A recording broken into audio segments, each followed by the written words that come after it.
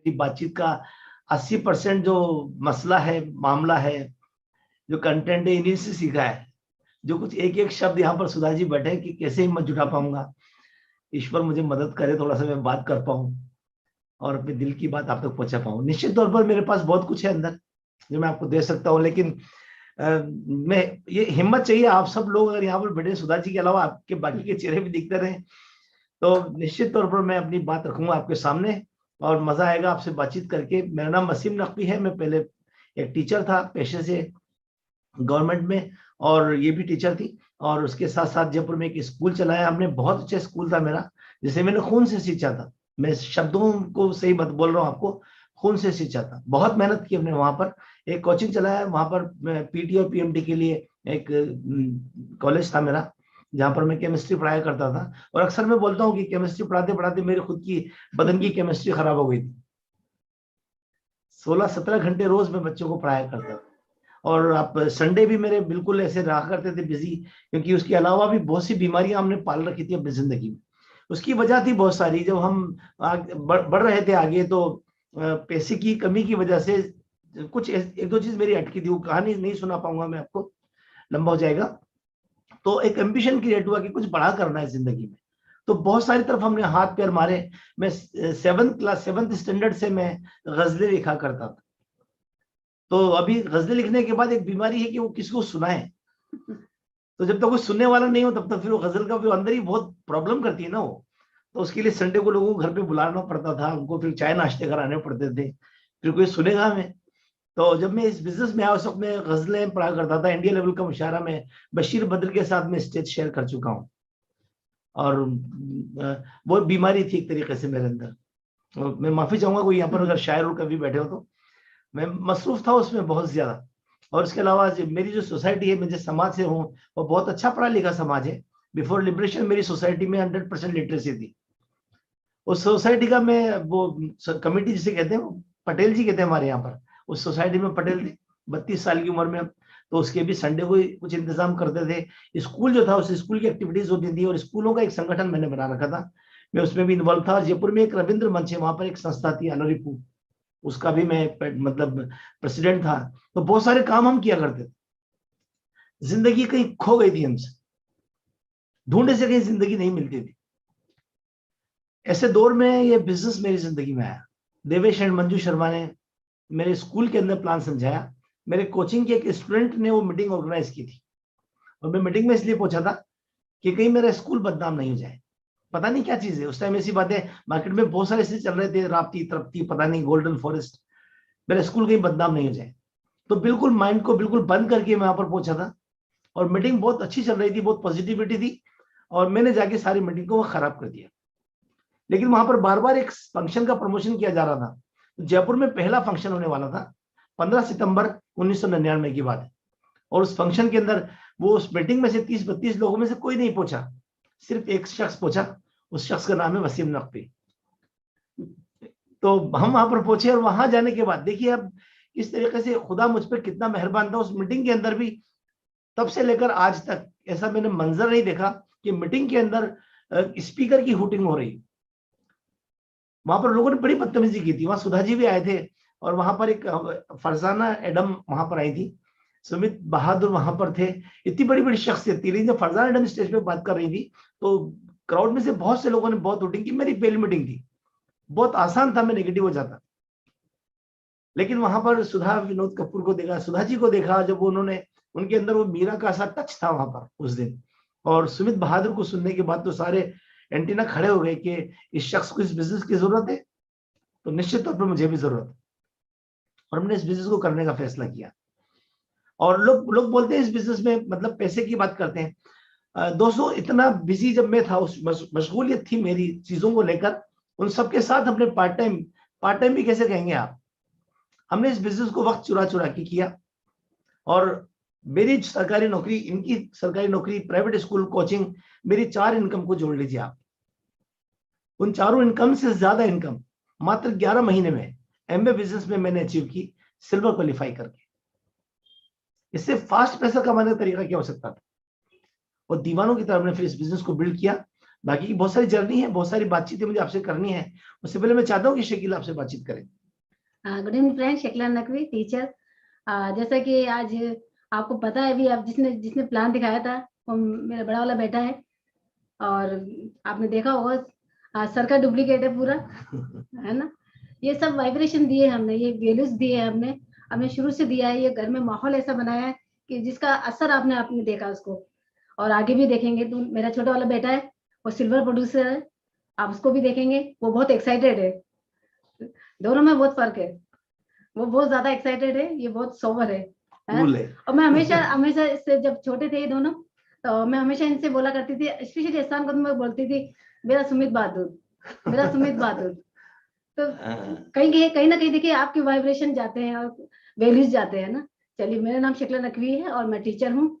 कुछ थोड़ी सी जर्नी मैं बताना चाहूंगी कि जब हमने इस बिजनेस को शुरू किया, उस वक्त हम आपने अभी जैसे जाना है इनको कि कितने बिजी हुआ करते थे हम लोग, है ना। गवर्नमेंट जॉब दोनों की, प्राइवेट स्कूल, और इन्होंने इतने सारे काम बताए भी आपको। तो एक लेडीज के लिए सोच सकते हैं कि जिंदगी कैसी होगी उस वक्त, है। मतलब जिंदगी शक्ल देखने जैसी थी, सिर्फ शक्ल देखते थे हम, है ना। और अब जिंदगी मतलब भाग रही थी ऐसी जिंदगी में। एक फन नहीं था जिंदगी, पैसा बहुत था, नो डाउट, पैसे की कोई कमी नहीं थी, पैसा बहुत था, लेकिन जिंदगी नहीं थी। वक्त वक्त से हम बहुत कंगाल थे। और जब हमारी जिंदगी में ये बिजनेस आया, तो शुरू शुरू में तो मैंने इसको इतना ध्यान नहीं दिया, क्योंकि मुझे लगता था कि इतना सारा वक्त तो वैसे ही नहीं मिल पा रहा है, नहीं देख पा रहे हैं हम लोग, वक्त को ऐसे ही गुजार रहे हैं। और एक जिंदगी में एक बिजनेस और आ जाएगा तो फिर क्या बचेगा, फिर तो कुछ नहीं बचेगा। तो मैंने उस टाइम तक ध्यान नहीं दिया। लेकिन जैसे जैसे आगे बढ़े हम लोग, जब ये बिजनेस में आगे बढ़े, जब हम लोग सिल्वर जाने लगे, उस वक्त मैंने एक बड़ा फंक्शन देखा। उस बड़े फंक्शन के देखने के बाद मेरा विजन क्लियर हुआ। और वहां पर एक एक टीचर थी, बहुत से लोगों को देखा, बहुत सी टीचर्स भी थी वहां पर। वहां पर देखने के बाद मेरे एकदम ख्याल क्लिक हुआ कि टीचर आज फाइनेंशियली फ्री है, इसके पास वक्त है, ये टाइम अपने फैमिली के साथ टाइम बिता रही है और दुनिया घूम रहे हैं। मैं क्या कर रही हूँ? मैं तो जिंदगी खाली स्कूल जाती हूँ और कुछ नहीं करते, सारा दिन ऐसे ही निकल जाता है। जब मैंने शुरू किया उस वक्त, आप सोच सकते हैं कि मेरी स्थिति बहुत ज्यादा इतनी भयानक थी। आप मैं बताऊंगी तो आप रोंगटे खड़े हो जाएंगे। क्योंकि जब हमने जब बिजनेस शुरू किया, मेरे सास ससुर नहीं थे। जब मेरी शादी हुई उसके जस्ट थोड़े दिन बाद ही, ससुर तो मेरे पहले भी नहीं, शादी से पहले एक्सपायर हो गए थे, सास बाद में, शादी के जस्ट 1 साल बाद हो गई। आप सोच सकते हैं, हम दोनों और 2 बच्चे, और गवर्नमेंट जॉब, प्राइवेट स्कूल को संभालना, और इतनी जिंदगी ऐसे भाग रही थी। और सबसे ज्यादा इम्पोर्टेंट, ज्यादा चैलेंज जो मुझसे मेरे साथ आता था सबसे ज्यादा, कि दोनों बच्चों को मैं कहाँ रखूं, कैसे लेके जाऊं स्कूल के अंदर। दोनों दोनों में ज्यादा फासला भी नहीं है, 1.5 सवा साल के दोनों बराबर के हैं। जब मैंने शुरू किया तो उस वक्त हमारी जिंदगी में बिजनेस आया। लेकिन जब मैंने वो फंक्शन देखा था, तो उस फंक्शन में एक चीज मुझे क्लियर हुई थी कि तुम ये तकलीफ जो झेल रही हो, अगर ये झेलती रही तो वही मिलता रहेगा जो आज तक मिला है। ऐसी ही तकलीफ के अंदर ऐसे ही वक्त चला जाएगा, जिंदगी ऐसी ही चली जाएगी। लेकिन अगर तुमने इसी वक्त के अंदर वक्त को चुरा लिया, और वक्त को चुरा के इस बिजनेस के अंदर तुमने पार्ट टाइम डाल दिया, तो तुम्हें वो कुछ मिल जाएगा जो तुम चाहती हो। और वो चीज मुझे क्लिक करी, और उस चीज ने मेरे दिल में एक घर कर गई, एक बात दिल में बैठ गई मेरी, कि मुझे कुछ भी हो जाए, मुझे टाइम चाहिए। देखिए, हर इंसान को कुछ ना कुछ चाहिए होता है। जब बिजनेस देखते हैं तो हर इंसान को एक चीज क्लिक करती है, ना जाने किसी को पैसा क्लिक करता है, किसी को टाइम टाइम क्लिक करता है, किसी को विदेश यात्रा क्लिक करती है, किसी को चैरिटी करती है। मुझे सबसे ज्यादा जो क्लिक करा था वो टाइम किया था, क्योंकि मुझे टाइम की बहुत ज्यादा अहमियत थी उस वक्त। मैं टाइम टाइम के लिए तरसती थी, मैं इनके टाइम के लिए तरसती थी, बच्चों के टाइम के लिए तरसती थी, बच्चों को टाइम नहीं दे पाती थी। मेरे लिए टाइम बहुत बहुत ज्यादा इंपॉर्टेंट था। लेकिन जब शुरुआत की जब मैंने, तो तकलीफ बहुत थी। देखिए, किसी चीज को पाने के लिए एक तकलीफ का दौर आता है, उस तकलीफ के दौर से निकलना पड़ता है, उससे जूझना पड़ता है। और जो जूझ जाता है, जो उससे निकल जाता है, वो उस मंजिल को पा भी लेता है। और जब इंसान के पास ड्रीम होता है, एक शिद्दत वाला ड्रीम, देखिए ड्रीम तो हम सब देखते हैं, लेकिन सही सही मायने में ड्रीम किसका पूरा होता है? जिसके अंदर एक टीस होती है, एक जुनून होता है, एक पैशन होता है, वो होता है ड्रीम। ड्रीम तो, ड्रीम ये नहीं कि हमें गाड़ी चाहिए, पैसा चाहिए, वो ड्रीम नहीं है। ड्रीम वो है जो आपको तकलीफ देता है, जो सोने नहीं देता, जो रुलाता है आपको बार बार, जो झंझोड़ता है आपको अंदर से कि नहीं ये चीज चाहिए, वो है सही मायने में। जैसे मुझे टाइम के लिए झंझोड़ता था, मुझे रुलाता था, वो ड्रीम था मेरा। और उसी ड्रीम को लेके मैं चली थी। जब मैंने शुरू किया इस बिजनेस को, तो दोनों बच्चे छोटे थे। और मैं, यकीन मानिए, जब मैं स्कूल जाती थी तो एक बच्चे को मेरी नन के पास छोड़ती थी, वो बहुत दूर रहती हैं, फिर दूसरे बच्चों को मैं अपने पेयर छोड़ती थी, वो 4-5 किलोमीटर दूर रहते थे, फिर उनको छोड़ के फिर स्कूल जाते थे, फिर वहां से जब शाम को लौट के आती थी तो पहले एक बच्चे को पिकअप करती थी। ये तो वैसे बिजी थे, आपने स्टोरी सुनी उस वक्त कितने बिजी थे, इनके पास तो बिल्कुल टाइम नहीं था, जो भी करना था मुझे करना था। उनको उसको छोटे वाले को लेके आती, दोनों को टैक्सी में करती, कभी बस में लेके आती, फिर घर पहुंचती थी, घर पे आके फिर खाना बनाती थी, खाना बनाने के बाद इतनी थक के चूर हो जाती थी, लेकिन फिर ख्याल आता, तुझे टाइम चाहिए ना, तुझे टाइम चाहिए तो थोड़ा से और तकलीफ झेल ले। रोना भी आता था, तकलीफ भी होती थी, लेकिन एकदम ख्याल आता था कि तुझे टाइम चाहिए ना, तुझे फ्री होना है ना, बच्चों का टाइम चाहिए ना, हस्बैंड का टाइम चाहिए ना, निकाल। और उसी जोश के साथ वापस से एक उमंग के साथ एक वापस एक सीलिंग जोड़ती थी, और एक जोश आ जाता था, नहीं करना है, फ्री तो तभी हो पाऊंगी जब मुझे पार्ट टाइम करना है इस बिजनेस को। और फिर अब आप तैयार होके फिर इस बिजनेस के अंदर लग जाते थे और जाते थे, मीटिंग में जाते थे, प्लान दिखाने जाते थे, बच्चों को तालीम में, क्योंकि घर में रखने वाला कोई नहीं था, सास ससुर नहीं थे मेरे, किसके पास छोड़ के आती, स्कूल में तो स्कूल जाती तो छोड़ जाती थी इधर से उधर करके, लेकिन शाम को मीटिंग के लिए कहाँ कहाँ छोड़ू, कौन कितने देर तक रखेगा, 5 घंटे 6 घंटे 7 घंटे रख लेते हैं, ये कम है क्या, बाद में मीटिंग के लिए फिर बोलूं कि रखना है, ऐसा हो ही नहीं सकता था। तो फिर मैं इनको ताले में रख के जाती थी, कई बार जब हम रात को आते थे तो कई बार बच्चे कुंडी लगा लेते थे, अब डर लगता था, तो अब कुंडी खोले तो कैसे खोले, बाहर बैठे रहते थे और पूरी रात बैठ जाते थे कई बार तो, और सुबह जब बच्चे उठते थे तब कुंडी खोलते थे। ऐसे ऐसे दौर से निकले हम, लेकिन ये सारी चीजें आज भूल गए, बच्चों को भी नहीं पता, बच्चों को नहीं पता ज्यादा, आज आज देख रहे हैं कि आज हमने जिंदगी चेंज हुई है, लेकिन वो तकलीफ थी ना, उस तकलीफ के अंदर मैंने इस चीज को झेल लिया, और झेलने की वजह से ही आज आपके सामने हम आज, मेरा एक ड्रीम था कि मुझे टाइम चाहिए था, और उसी टाइम की वजह से अब पहले पहले सर को फ्री किया, उसी टाइम की वजह से, क्योंकि मैं चाहती थी ये फ्री होंगे तो थोड़ा सा बिजनेस में भी अच्छे से इन्वॉल्व हो सकते हैं। मैंने नहीं लिया उस वक्त वीआरएस, क्योंकि इनकी ज्यादा जरूरत थी, इन्होंने पहले वीआरएस लिया, और उसके बाद मैंने अभी लिया, क्योंकि क्योंकि आज देखिए आज जिंदगी कैसे जी रहे हैं हम, आज मैं जो मेरा सपना था कि मुझे फुल टाइम हस्बैंड चाहिए थे, उस आज मुझे हम 24 घंटे साथ रहते हैं, बच्चे 24 घंटे साथ रहते हैं, और इस बिजनेस को बिल्ड करने के लिए मैंने सबसे ज्यादा इंपॉर्टेंट जो काम किया वो मैंने माहौल का किया। हाँ। घर में इतना ज्यादा माहौल बनाया मैंने, आप यकीन मानिए कि घर में जो अगर किसी बिजनेस को बिल्ड करना है, किसी चीज को घर के अंदर कोई चीज माहौल बनाना है, वो कौन करता है, लेडीज ही करती है, और वो मैंने बखूबी किया। सुबह उठते ही सबसे पहले सीडी का चलाने का सिलसिला मैं ही चला देती थी, और ऐसी जगह मैंने टीवी का जो स्क्रीन है मैंने ऐसी जगह लगाई कि घर के हर कोने कोने में इसकी आवाज जानी चाहिए, बाथरूम तक जानी चाहिए। लोग कहते थे कि तुमने कहाँ टीवी लगा रखा है, हर कहीं लगा दिया टीवी। मैं परवाह नहीं करती थी, मैं परवाह इस चीज की करती थी कि इसकी आवाज मेरे बच्चों को भी जानी चाहिए, मेरे बच्चे टॉयलेट में बैठे हैं उनको भी आवाज जानी चाहिए, मेरे हस्बैंड वहां दूसरे कमरे में बैठे उनको भी जानी चाहिए, मैं किचन में बैठी हूँ मुझे भी आनी चाहिए। और वही सुबह उठते ही वो चीज माहौल बना देते थे हम घर के अंदर, और वही माहौल का असर आज आप बच्चों के अंदर देख रहे हैं। बच्चों ने हमें स्ट्रगल करते हुए देखा है, और बच्चों ने ये भी देखा कि नौकरी के अंदर वो चीज नहीं हासिल कर पाए हम लोग जो जो यहाँ पर हासिल किए। उसी वजह से बच्चे के अंदर जो जो वाइब्रेशन गए, जब बच्चों को एक पैकेज मिल रहा था, 60 लाख का पैकेज मिला था शुरू शुरू में, जब वो बीटेक करके बाहर निकले तो उसके पास ऑप्शन था, वो चाहता तो यूएस जा सकता था, लेकिन वो नहीं गया। उसने देखा कि यहाँ पर मेरी मम्मी पापा ने जॉब करके कितना स्ट्रगल किया है, अगर यही बिजनेस, अगर मैं बिजनेस, मम्मी पापा कितने अच्छे इनकम जनरेट कर रहे हैं, कितना मान है सम्मान है, और बचपन से जो बीज डालने वाली बात होती है वो बीज मैंने डाला। सही मायने में बीज कौन डालता है, बीज लेडीज डालती है, माँ डालती है सबसे ज्यादा। आप क्या डाल रहे हो बच्चे के अंदर, वही आपको निकलने वाला है, वही आपको मिलने वाला है। हमने मेरे शुरू से बीज ऐसा डाला घर के अंदर, ऐसा माहौल बनाया कि बच्चे आज दिल से शिद्दत से बिजनेस को करते हैं। हूबहू डुप्लीकेट है, उनको उनको करना नहीं पड़ता, उनको सिखाना नहीं पड़ता, वो उन्होंने सीखा है, हमें करता हुआ देखा है, अपने फादर्स को करता देखा है, मुझे देखा है, स्ट्रगल करता हुआ देखा है, बिजनेस को बचपन से देखा है, वाइब्रेशन दिया हमने, बचपन खोया था उन्होंने, लेकिन आज फुल टाइम हमारे साथ है, हमेशा हमारे साथ रहते हैं। हम एक जाजम पे बैठ के खाना खाते हैं, सुबह नाश्ता साथ करते हैं, लंच साथ करते हैं, डिनर साथ करते हैं, घूमने साथ जाते हैं। जिंदगी में और क्या चाहिए, इसके लिए कुछ कीमतें चुकानी होंगी। छोटी छोटी सी जो मैंने की है वो छोटे छोटे से काम अगर हम लगातार करते हैं, और आज आप देख रहे हैं कि एक आपकी जॉब के साथ आप जो भी काम कर रहे हैं, आप जॉब है, प्राइवेट जॉब कुछ भी है, उसके साथ एक इनकम, जैसे अभी अस्तान ने आपको बताई थी स्टेपनी, हम गाड़ी में स्टेपनी रखते हैं तो जिंदगी की स्टेपनी भी होनी चाहिए। और इस दौर के अंदर हर इंसान को स्टेपनी की आज सख्त जरूरत हो रही है। इसका एहसास आज सबको हो रहा है, आज सबको इस चीज का। और थैंक गॉड, आप लोग भी थैंक गॉड कि हमारे पास एक स्टेपनी पहले से थी। थैंक गॉड आप सबके पास भी थी। आप सब लोग यहाँ पर जितने भी लोग स्क्रीन पे हैं, सबके पास एक स्टेपनी है। ऊपर वाले का शुक्र अदा कीजिए कि हमने, हमारे ऊपर वाले ने हमें ये चीज हमें बहुत पहले डाल दी थी, वो आज स्टेपनी हमारे काम कर रही है। इसलिए इस बिजनेस को बहुत शिद्दत से कीजिए, अपने जॉब के साथ साथ पार्ट टाइम कीजिए, स्टेपनी बना के रखिए। जिंदगी की स्टेपनी है ये, कल क्या हो जाए कुछ नहीं पता, लेकिन आपके पास स्टेपनी है तो आप अच्छे से न्यूट्रिशन खा सकते हैं। आपके पास बहुत सारा पैसा है तो आप अच्छे से जिंदगी को जी सकते हैं, अच्छे से अपने अपनी सेहत को अच्छा सा रख सकते हैं, लाइफ को अच्छे से जी सकते हैं।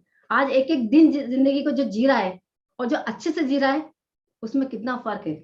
आज हम अच्छे से जी रहे हैं, सब लोग अच्छे से जी रहे हैं, आप लोग बहुत बढ़िया। देखिए अभी कुछ चीजें हैं जो मैंने इस बिजनेस को बिल्ड करने के लिए किया।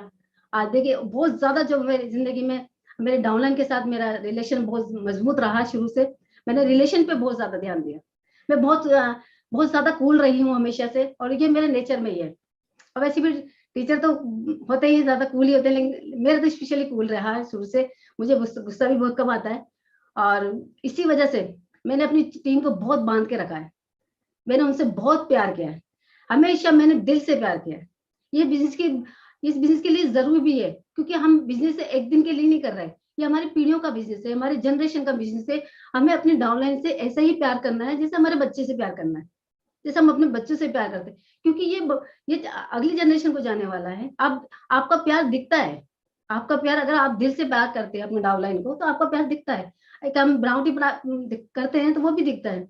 मैंने हमेशा दिल से प्यार किया, मैंने उनकी जरूरतों पर ध्यान दिया, मैंने उनके सपनों पर ध्यान दिया, इनको क्या चाहिए उस पर ध्यान दिया, उसी की बात किया करती थी उनसे, उनसे ही हौसला दिया। जैसे मेरा अपलाइन है, मुझे हमेशा हौसला देती थी, हिम्मत अफजाई करते थे कि नहीं हो जाएगा, आप कर लो, मैं आपके साथ हूँ, आपको कहाँ मेरी जरूरत है। सेम मैंने वही किया। मैंने बहुत अच्छे से रिलेशन बना के रखे, सिस्टम का बात बना के रखा सबको, लेडीजों को। अभी इस दौर के अंदर जूम के अंदर ऐसी ऐसी लेडीजों को आज बोलना आ गया इसके अंदर। और प्रोडक्ट सीरीज हम करते हैं लेडीज की, जिनको बात करना नहीं आता था, आज जूम के ऊपर बहुत अच्छे से बात कर पा रही हैं, अपने प्रोडक्ट की बात कर पा रही हैं, एक दूसरे से प्लान दिखा पा रही हैं, सीख रही हैं आराम से। ये सब चीजें आसानी से कर पा रही हैं। ये सब आज के दौर में भी हमने बहुत शिद्दत से किया इस बिजनेस को। अभी इस दौर में हमने जूम को बहुत ज्यादा यूज किया, हमने जूम के ऊपर लोगों को डुप्लीकेट किया, लेडीजों को बहुत ज्यादा डुप्लीकेट किया, उनको प्रोडक्ट की ट्रेनिंग की मैं मास्टरी करी। और उसी का कमाल है कि हमने इस दौर में भी अपना पिन चेंज किया, है ना। ये चीज हमने बहुत, आप भी हमने किया है, आप भी कर सकते हैं। और सिंपल सा मैसेज यही है कि देखिए कि छोटे छोटे काम करके आप जो चाहते हैं जिंदगी में वो आप पा सकते हैं। हर दिन 1 घंटा 2 घंटा अपने आप को एक्स्ट्रा देके, इस बिजनेस को देके आप इसको ऐसे ही पालिए जैसे अपने 2 बच्चों को मैंने पाला। अगर हम इस बच्चे को अपने तीसरे बेटे, देखिए मैंने आज इस बिजनेस को तीसरे बेटे की तरह पाला। मेरे दोनों बेटे भी पल रहे थे उस वक्त, ये तीसरा बेटा भी पल रहा था। यकीन मानिए अगर आपने इस बिजनेस को अपने तीसरे बेटे की तरह, दूसरे बेटे की तरह या पहले बेटे की तरह पाला, तो ये बेटा जैसे जवान होगा, ये आपको वो देगा जो आपने सोचा भी नहीं। ये आपको आज देखिए, आज हम प्रैक्टिकल है। आज ये तीसरे बेटे ने इनको फ्री किया, इस तीसरे बेटे ने मुझे फ्री किया, इस तीसरे बेटे ने हमारी फैमिली को एकजुट कर दिया, एक जाजम पे ले आए, खुशियां दे दी। ये सिर्फ आपको भी मिल सकता है। थोड़े थोड़े छोटे छोटे से काम करते जाइए, आप जीत जाएंगे। Thank you, God bless. वाह ग्रेट। अभी आप शकीला को सुन रहे थे, वो अपने दिल की बात आप तक रख रही थी। ये वाकई इन्होंने बहुत कीमत चुकाई इस बिजनेस को बिल्ड करने के लिए। और हमने इस बिजनेस को क्यों चुना, ये एक इम्पोर्टेंट मतलब एक चीज है जो मैं आपको बताना चाहता हूँ।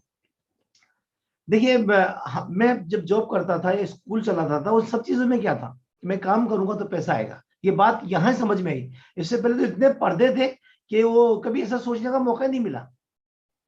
लेकिन जब इस संगत में आए तो पता चला कि हम काम नहीं करेंगे तो क्या होगा। तो ये चीज हमें जो बोल रहे थे स्टेपनी, इस स्टेपनी के लिए हमने इसको शुरुआत में बिजनेस को बिल्ड किया था। बाद में पता चला कि यहाँ पर एक्सपोनेंशियल ग्रोथ भी होती है। जैसे आप एक बीज को बो दीजिए, हम आम खाते हैं, हम क्या खाते हैं, आम के अंदर उसका गूदा खाते हैं, हम गुठली को फेंक देते हैं। लेकिन भगवान को तो गुठली पसंद है, उस गुठली से वो कितने आम उगा देता है, इनफाइनाइट। ये बिजनेस भी एक्जैक्टली सेम है, ये लीवरेज का बिजनेस है। मुझे किसी ने प्लान समझाया, मैं सिंगल था, आज मेरे साथ हजारों लोगों की टीम है।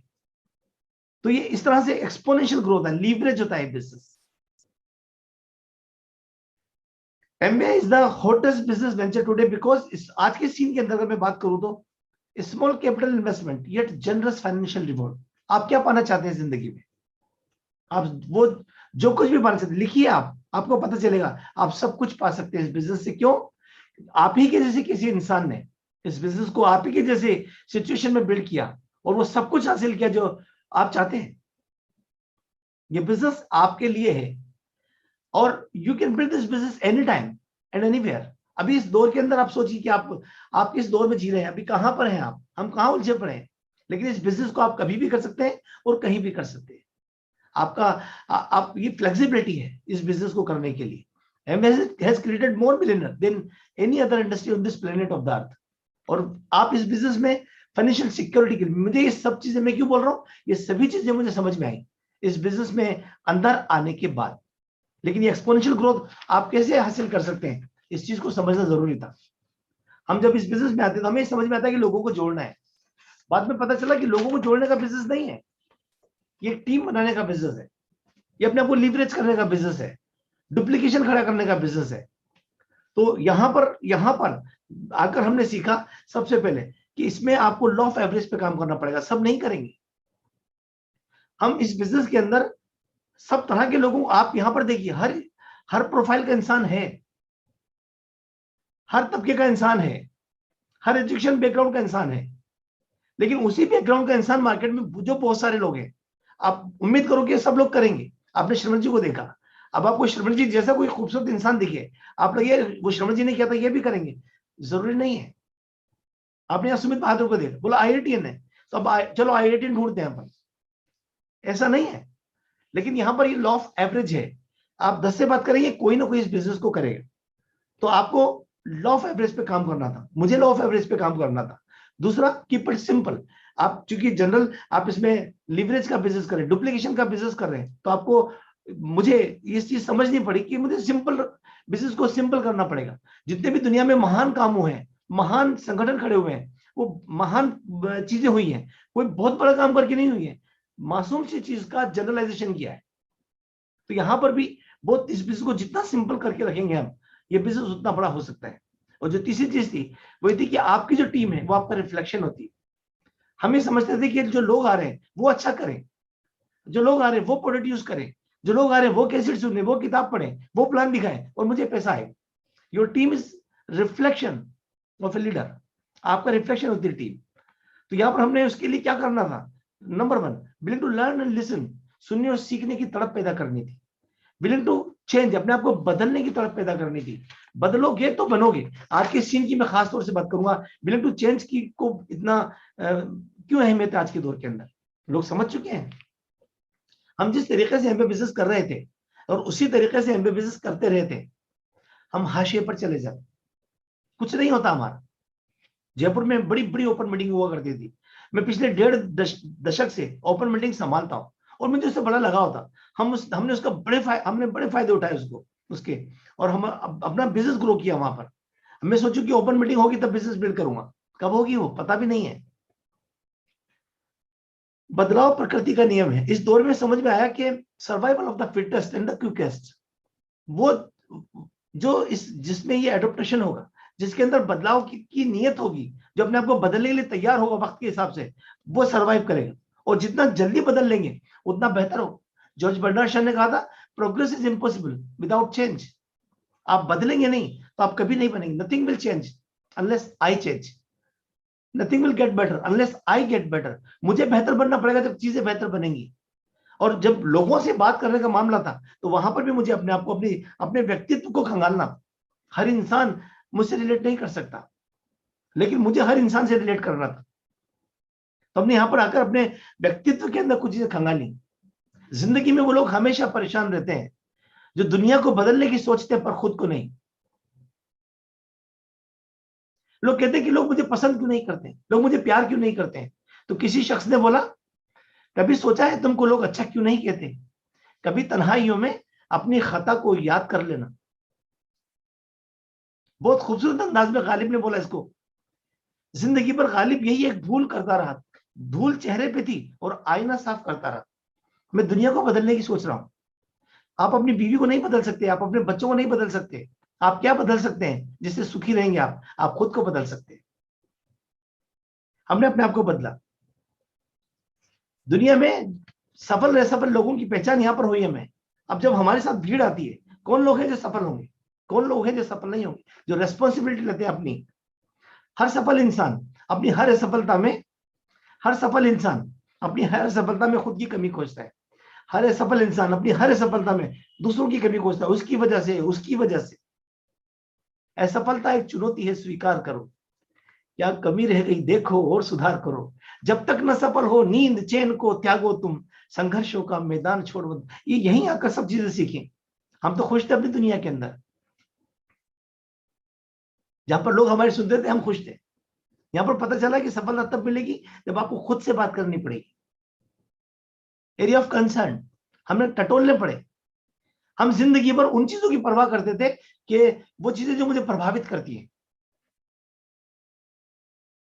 वो चीजें जो मुझे प्रभावित करती है, हम उसी की फिक्र क्या करते थे। वो ये माहौल ठीक हो जाए थोड़ा फिर देखेंगे, ये थोड़ा ठीक हो जाए फिर देखेंगे। अपलाइन ऐसा कैसे बोल दिया, ये टीम ऐसा क्यों है, एमए ने क्या कर दिया। बाद में पता चला आप अपने आप को नोच रहे हैं। Area of connect, area of concern. मुझे ये देखना था कि मेरी खुद की वो चीजें क्या है जो मैं सुधार करके बेहतर कर सकता हूं। और हमने वो जायजा लेना चालू किया जिंदगी के अंदर कि मैं और क्या बेहतर कर सकता हूं। And last that is willing to work, काम करने की तड़प पैदा करनी पड़ेगी। काम होगा यहाँ पर, लेकिन जब आप एक शुरुआत करते हैं, मैं नए लोगों से खासतौर से बात करता हूं कि पहला कदम बढ़ाना पड़ेगा। पहला कदम, the journey of 1000 miles begin with single step. मैं नहीं कह रहा हूं लाओ से तुमने बोला, मान लो उसकी बात, मेरी मत मानो। पहला कदम तो बढ़ाना पड़ेगा और एक अच्छी शुरुआत कीजिए आप। या अरस्तु ने बोला कि well begin is half done. एक अच्छी शुरुआत आधी कामयाबी होती है। ये ऐसे नहीं बोल के गए हैं, कुछ ना कुछ हमारे लिए था। प्लेटो ने बोला कि beginning is the most vital part of any task. शुरुआत ही सबसे इंपॉर्टेंट टास्क है किसी भी काम का। आप इसको इग्नोर नहीं कर सकते। एक बार डिसीजन लेकर हम काम कर सकते हैं। शुरुआत बड़ी टफ होगी। मैं लोगों से बोलता हूं अपनी टीम के अंदर 3 महीने टफ है आपके लिए। डूबना है आपको, सीखने के अंदर, अपने आप को बदलने के अंदर, सुनने की तरफ, सीखने की तरफ के अंदर। इतने सारे लोग जो हैं, अभी इतना बड़ा काम आपके हाथ में आया है। मैं एक झोपड़ी बना रहा हूं, मुझे नींव खोदने की जरूरत नहीं है, लेकिन एक महल खड़ा करने के लिए बहुत गहरी नींव खोदनी पड़ेगी। तो यहाँ पर एक पीढ़ी दर पीढ़ी का बिजनेस, एक पनवाड़ी का बिजनेस के लिए मुझे शायद सीखने की जरूरत नहीं है, लेकिन एक पीढ़ी दर पीढ़ी का बिजनेस खड़ा करने के लिए मुझे बहुत कुछ सीखना पड़ेगा, बहुत गहरे तक जाना पड़ेगा। एक चाइनीज प्रोवर्ब है, the person who remove the mountain begin with carrying away the small stones. एक इंसान जिसने पहाड़ तोड़ के रास्ता निकाला है, उसने भी पहले पहाड़ों पर जाकर कुश्ती नहीं लड़ी, उसने कुछ कंकर पत्थर हटाए। मेरी जिंदगी में भी इतना बड़ा जो काम आ गया, पहाड़ तोड़ने जैसा, डायमंड बनना था, तो जिंदगी के कंकर पत्थर हटाने थे पहले मुझे। वो क्या थे?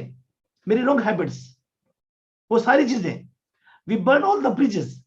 जब इस बिजनेस में आया तो किसी ने बोला कि बर्न द ब्रिजेस। लिटरली मैंने उस दिन अपने घर आकर मेरी गजलों की किताबें, 2 किताबें लगभग ऐसी ऐसी 2 मोटी मोटी किताबें मेरी भर चुकी थी अपनी गजलों से। मैंने उसको पट रखा, केरोसिन डाला और उसके ऊपर मैंने आग आग डाल के उसको जला दिया। अभी सुमित जी से बात करते, बोला कि तुमने क्यों जला दिया? वो है तुम, मैंने सब जला दिया। और समाज की पटलाई की जो फाइलें थी सारी संभला दी उनको। जो मेरे अभी आज के नौजवानों के पास क्या है, सुमित बहादुर बहुत अच्छी बात बोलते हैं कि social media friendly versus digital friendly. लोगों को एक कंफ्यूजन था। मैं भी बोला कि सोशल मीडिया डिजिटल फ्रेंडली बनिए, तो मैंने तो फेसबुक अकाउंट ये सारे खंगाल डाले और वहां टाइम, वो मेरा टाइम सको रहा है। अरे वो नहीं था। आपको डिजिटल फ्रेंडली, आपको जैसे श्रवण जी है ना डिजिटल फ्रेंडली, आज भी यहाँ पर आकर यहाँ पर भी सीख रहा हूँ कि डिजिटल फ्रेंडली कैसे होना है, कि एक साथ लोगों को स्क्रीन पर लेकर आए भी है ना। अभी हम भी यही सब सीख के उसको डुप्लीकेट करेंगे। जितना जल्दी हो सके चीजों को सीखना होता है। मंजिल कितनी भी दूर हो, मंजिल कितनी भी मुश्किल हो, या मंजिल कितनी भी ऊंची हो, खुशखबरी है कि उस मंजिल तक पहुंचने के रास्ते हमेशा आपके कदमों के नीचे होते। हर महान आइडिया और हर क्रांतिकारी बदलाव की शुरुआत बहुत टिनी, बहुत ही रिडिकुलस और बहुत बचकानी हुई थी। महात्मा गांधी ने कहा कि देश को आजाद कराएंगे। गोपाल कृष्ण गोखले ने बोला कि देश जानते हो, कि जाओ पहले देशाटन करो, पहले इस देश को पहचानो। सिंपल काम करके आप बहुत बड़ा काम, उसको लगातार करके बहुत बड़ा काम कर सकते हैं। शुरुआत किसी भी बहुत बड़े मिशन की, थॉमस अल्वा एडिसन के बल्ब का आविष्कार करूंगा, रोशनी कर दूंगा पूरी दुनिया में।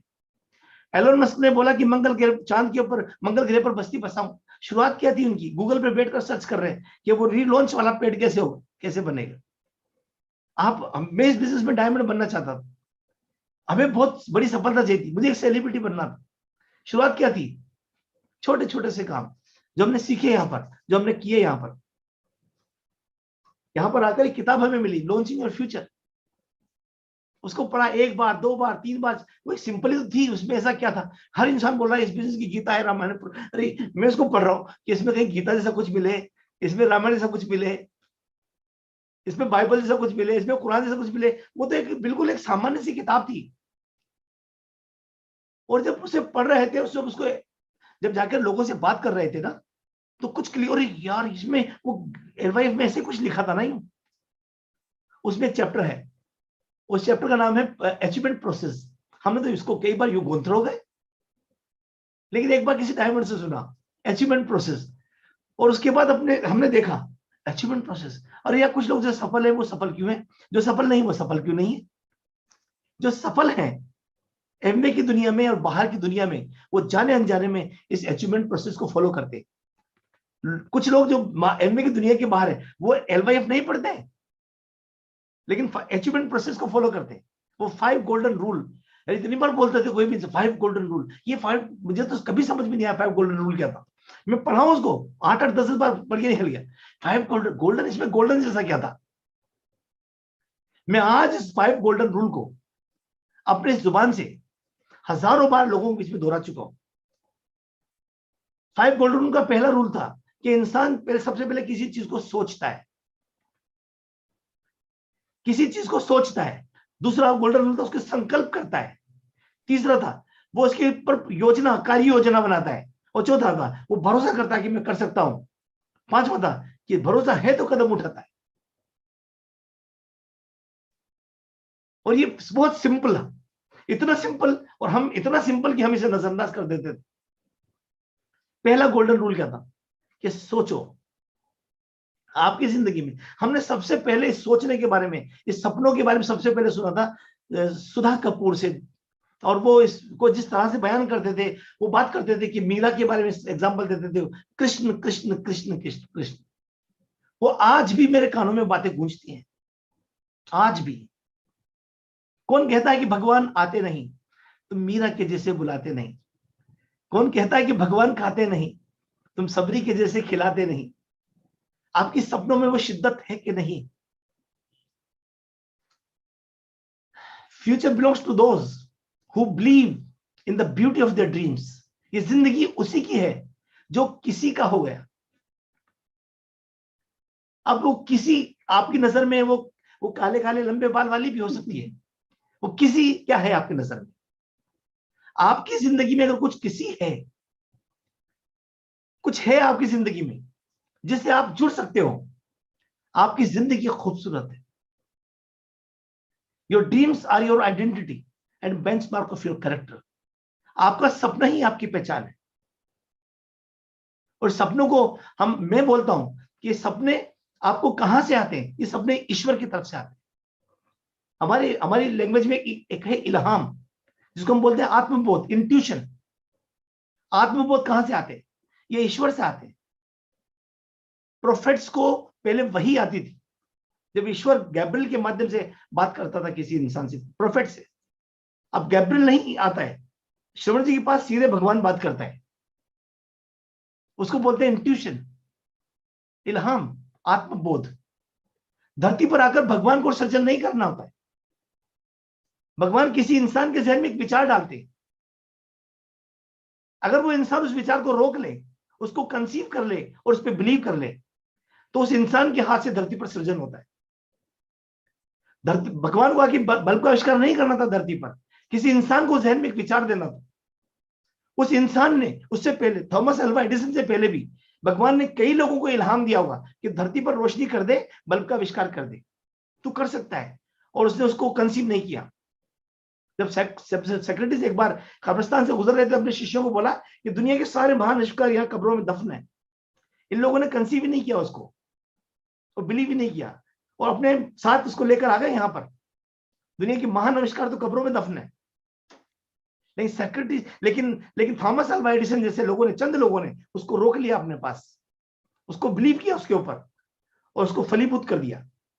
और दुनिया जो खूबसूरत है, उन्हीं चंद लोगों की वजह से अरबों लोग इस धरती पर आए और अरबों लोग चले गए, लेकिन चंद लोगों ने ईश्वर का काम धरती पर किया।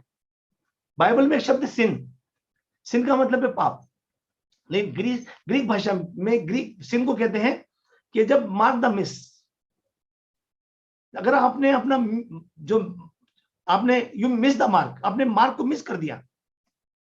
आदिकाल में इंसान शिकार करता था, अगर वो मार्क को मिस कर देगा तो पीछे कुछ लोग भूखे रहेंगे, तो उसको सिन कहा जाता था। थॉमस एडिसन को बल्ब का आविष्कार करना था, अगर वो मार्क को मिस कर देता तो उससे वो सिन होता।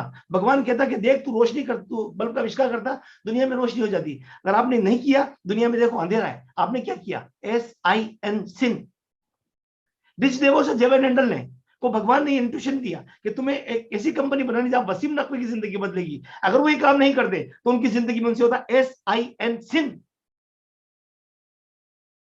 मुझे ख्याल है कि मुझे डायमंड बनना है, मेरी वजह से कुछ लोग हैं जो पैसा कमाएंगे। अगर मैं डायमंड नहीं बनूंगा तो मेरी जिंदगी में होगा SIN, सिन। भगवान क्या करेगा? उल्टा लटकाएगा कि तू डायमंड नहीं बना, देख वो बेचारे 3 आदमी और जिनकी जिंदगियां बदलनी थी, नहीं बदली तेरी वजह से। Cherish your vision and dream as they are children of your soul. ये आपकी आत्मा के बच्चे हैं। और जो दूसरी चीज है वो है संकल्प। आपको संकल्प करना पड़ता है। संकल्प सोचने से नहीं होता है, संकल्प से होता है, जिसको हम बोलते हैं अपनी भाषा में लक्ष्य। लक्ष्य नहीं जिनका जीवन में, ऐसे वो खो जाते हैं जैसे लाख हजारों पत्ते पानी में बह जाते हैं। If it doesn't challenge you, it won't change you. अगर आपके पास ऐसी कोई चीज नहीं जो आपको अपील करे, आपको अपने नर्म बिस्तरों से उठा दे, आपको ऐसे से बाहर धूप में ले जाए, आप कभी बदलेंगे नहीं। कोई नहीं चाहता कि घर तकलीफ में इंसान, अरस्तु ने बोला कि इंसान का परम लक्ष्य है सुख पाना।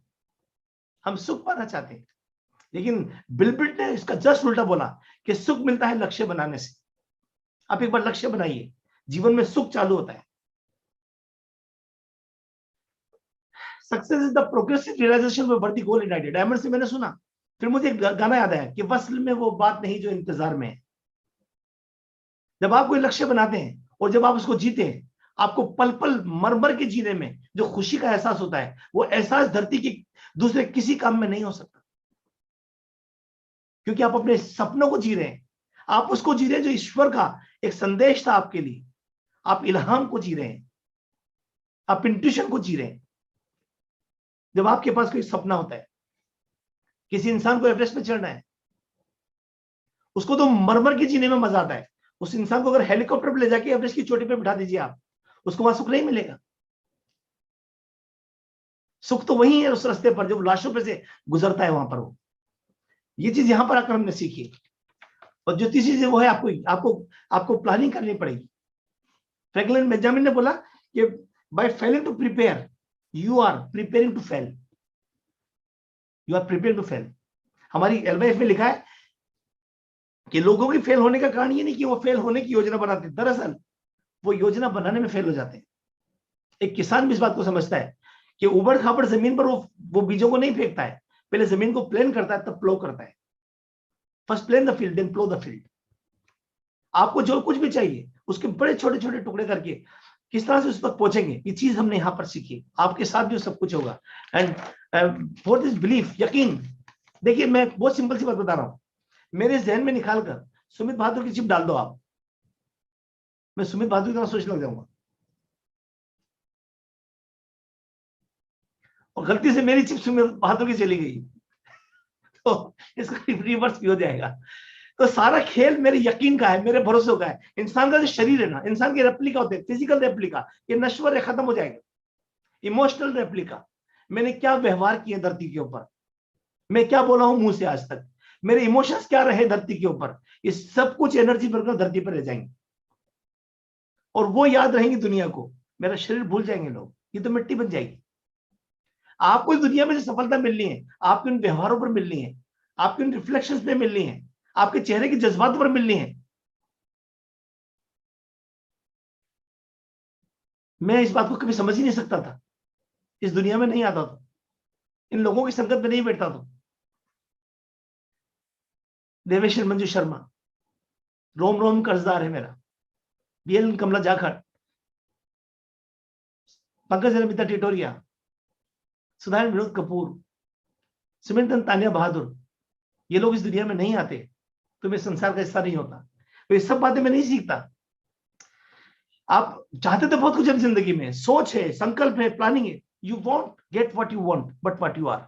आपको वो नहीं मिलता जो आप चाहते हो, आपको वो मिलता है जो आप हो। ये यही सीखा। आप अकेले में अपने आप से क्या बात करते हैं, what to say when you talk to yourself. शायद हेमिल्टन को पढ़ा, समझ में आया कि आप खुद से क्या बात करते हैं जब अकेले में होते हैं, और आप वही बनते हैं। Napoleon Hill, Norman Vincent Peale को पढ़ा, वो कहते हैं कि आदमी के मन में एक दिन में 60,000 विचार आते हैं, बदकिस्मती से ज्यादातर नकारात्मक होते हैं। और आप जो ज्यादा आपके बहुमत होते हैं, फ्रीक्वेंसी जिन चीजों की ज्यादा होती है आपकी सोच में, आप बस वही बन जाते हैं। डॉक्टर हेरोल्ड लिबोल हमारे इस बिजनेस में डायमंड, वो बोलते हैं कि अमीर आदमी अमीर इसलिए क्योंकि अमीरों की तरह सोचता है, और गरीब आदमी गरीब इसलिए क्योंकि वो गरीबों की तरह सोचता है। And last but not the least, that is work. हाँ जी, काम। ना हम सफर, ना हम नशी से निकलेगा, हमारे पैर का कांटा हम ही से निकलेगा, और उसी आगे नहीं निकालेगा। Fortune favour the brave. भाग्य भी है ना साहब, ब्रेव की मदद करता है। उठना पड़ेगा, आराम के बिस्तर छोड़ने पड़ेंगे। Harder you work, luckier you get. Kalam साहब ने बोला, things may come to those who wait, but only the things left by those who hustle. निष्क्रिय लोगों के हिस्से में वही आता है जो कामकाजी लोगों से छूट जाता है, खुरचन बचा कुचा। सब मलाई उड़ा के तो वो ले जाते हैं जो मेहनत कश लोग होते हैं, जो कीमत चुकाने को तैयार हैं, कुछ किए बिना ही जय जयकार नहीं होती। एक इंसान को ओलंपिक में गोल्ड मेडल मिलता है, वो अपने पहले उद्बोधन में बोलते हैं कि sheer effort enable those with nothing to surpass those with privilege and position। उसने बोला कि जब मैं स्कूल में था, मेरे साथी, वो उनके बदन गठीले थे, उनकी टांगे लंबी थी, वो अच्छे एथलीट थे, लेकिन उन्होंने sheer effort नहीं किया। मैंने sheer effort किया, इस वजह से आज मैं इस पोडियम पे खड़ा हूं और एक गोल्ड मेडल पहन रहा हूं। आप में काबिलियत है कि नहीं, कोई फर्क नहीं पड़ता है। बहुत से लोग बोलते हैं कि मुझे ज्यादा समझ नहीं आता, मैं कामयाब हो सकता हूं। 100% हो सकते हैं। करत करत अभ्यास के, जड़ मति होत सुजान, और रसरी आवत जात के, सिल पर पड़त निशान। इंसान जो ठान ले, इंसान वो कर सकता है, बशर्ते तो ठान ले एक बार। गीता में लिखा है कि you may give more than what you get, soon you will become more than what you are. You may give more than what you get. भगवान ने आपको जो सलाहियतें दी हैं, अगर आप उससे ज्यादा कीमत चुकाने को तैयार हो, तो बहुत जल्दी आपको मिलेगा जो आपकी हैसियत से भी परे है। हैसियत से परे तब मिलेगा जब हम अपनी सलाहियतों से ज्यादा काम करेंगे। मैं जिम पर जाकर अगर मैं बॉडी मैं अगर वेट लिफ्टिंग कर रहा हूं, लेकिन अपनी सलाहियतों के अंदर कर रहा हूं, तो जैसा हूं वैसे ही रहूंगा, लेकिन मैं अपने आप को स्ट्रेच कर पा रहा हूं, तो खूबसूरत इंसान बनकर बाहर निकलूंगा। ये आपके हाथ में है। लास्ट मैं आपको बताऊं, तो मोहम्मद अली किले से किसी ने पूछा कि आप कितने पुशअप करते हो, तो उसने बोला ओनली 100। ओनली 100। वर्ल्ड चैंपियन, फौलादी शरीर, सिर्फ 100। बोला सिर्फ 100। बोला जब मैं पुशअप करता हूं, जब मैं थक जाता हूं, जब मैं नीरस हो जाता हूं, और जब मैं मोनोटोनस होकर मुझे उल्टियां आने लग जाती हैं, जब मेरा शरीर निढाल हो जाता है और मुझे